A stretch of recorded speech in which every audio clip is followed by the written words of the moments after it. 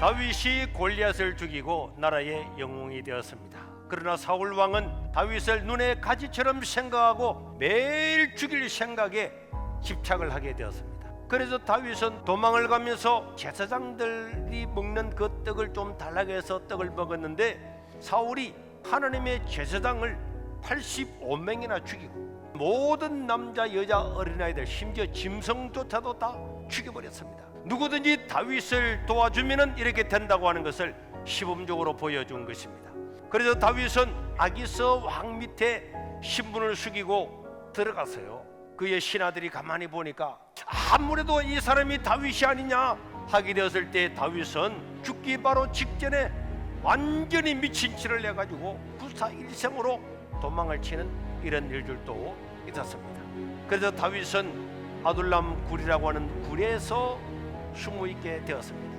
이 소식을 들었던 많은 사람들이 다윗에게 나오게 됐는데, 다윗이 그들의 우두머리가 되었습니다. 그리고 사울은 계속적으로 군대를 보내서 다윗이 어디에 있다는 소식만 들리면 죽이려고 하니까, 결국 다윗은 내가 이 나라에 있다가는 사울한테 반드시 죽을 거다 그렇게 생각하고 모압으로 망명을 하게 됩니다. 그런데 얼마 지나지 않아서 목숨을 부지하고자 이 모압으로 왔는데, 선지자는 너는 유다로 돌아가라. 돌아가는 것은요 그냥 목숨을 내놓고 가는 거예요. 위험을 무릅쓰고 하나님의 말씀이기 때문에 안전한 모압을 떠나서 유다로 돌아가게 됩니다. 다윗이 그 유다 땅에 들어가 있으면서 그일라라고 하는 성에 있었는데, 그 그일라 성에 블레셋이 쳐들어왔어요. 그때 다윗이 가서 군대를 만들어서 그들을 다 구해 줬습니다. 사울이 다윗이 그일라를 구해 줬다는 이야기를 듣고 그일라를 쳐들어오니까 다윗을 잡아다가 사울한테 바치려고 그랬어요. 그래서 다윗이 급하게 또 도망을 갔습니다. 다윗이 광야에 요새도 있었고 또 십광야 산골에도 머물렀으므로 사울이 매일 다윗을 찾아다녔지만은 하나님이 그를 사울의 손에 넘기지 아니하시니라.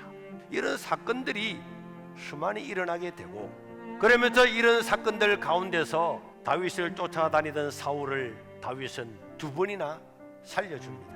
나는 기름 부음 하나님의 종 손대지 않겠다 살려줬습니다. 본문을 보면서 다윗이 도망다니는 그 위기 가운데서도 사울을 살려주고 백성들을 구해주는 많은 사건들을 통해서 사실은 다윗이 이스라엘 나라 남북의 왕이 될 수 있는 그런 기틀을 마련한 하나님의 복선이 거기에 깔려 있는데, 다윗이 그것을 행하지 못했더라면 다윗은 그런 인물이 될 수가 없고 우린 다윗은 모를 겁니다. 저는 우리 세계로 교회가 그런 것 때문에 한 건 아니지만은, 만약 우리가 이 코로나 시대에 굴복하고 하나님의 말씀대로 행하지 않았더라면 우리는 그냥 이러면서 지나갔을 것입니다. 그런데 하나님께서 우리가 어려움에도 불구하고 정부를 대상으로 수많은 재판을 하면서 예비해 놓으신 어떤 일을 이루고자 하는 과정으로 하나님께서 사용하시지 않을까, 저는 그렇게 생각을 합니다. 하나님의 말씀을 따라 사는 것은 당장 눈앞을 보자면은 얼마나 위험하게 보이고 고통스럽게 보이고 도망자처럼 보이고 때로는 외롭게 보이고 수많은 문제들이 있는 것처럼 보이지만, 지나고 나면은 말씀을 따라 사는 길이야말로 사는 길임을 믿으시기를 바랍니다. 하나님을 의지하고 말씀을 따라 사는 그 길이야말로 형통한 길이고 복된 길입니다. 하나님께서 명령하시는 그 길, 하나님께서 말씀하시는 그 길, 그 길로 가면은 모든 사람이 형통한 거예요. 그거는 두말할 필요가 없습니다. 갈등 가운데 있는 사람들도, 다른 길로 갔던 사람들도 돌아와서 항상 하나님의 말씀에 집중하면서 이 하나님의 놀라신 은혜와 또 하나님께서 돌보시는 이 형통함을 경험할 수 있기를 주의 이름으로 축원합니다.